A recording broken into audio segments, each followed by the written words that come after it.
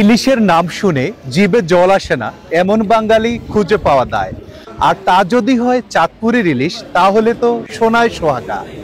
কিন্তু নানা প্রতিবন্ধকতায় নদীতে কমতে শুরু করেছে রূপালী এ মাছ। কাঙ্ক্ষিত ইলিশের দেখা না পেয়ে মানবেতর জীবন কাটছে জেলেদের।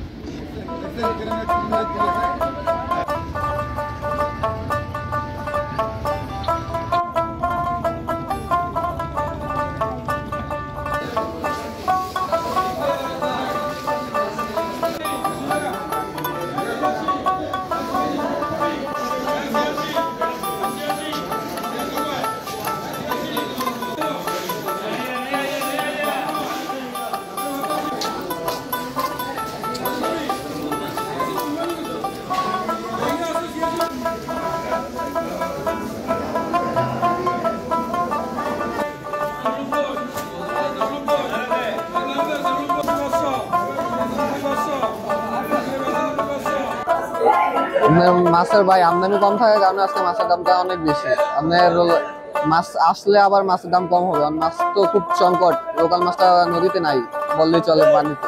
আপনার বর্তমানে মাছের 1 কেজি মাছ 2500-2400 টাকা কেজি। আর আপনার 800-900 গ্রামই হয়, 1 কেজি মাছ পাওয়া যায় না ঠিক মতো।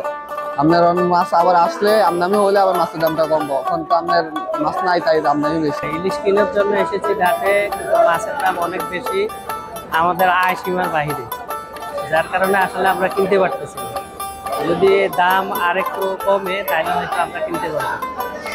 আইসি ইলিশ কেনার জন্য, কিন্তু দেখেছি দামটা বেশি, আর কিনবো না আমি, সেটা চলে যাবে।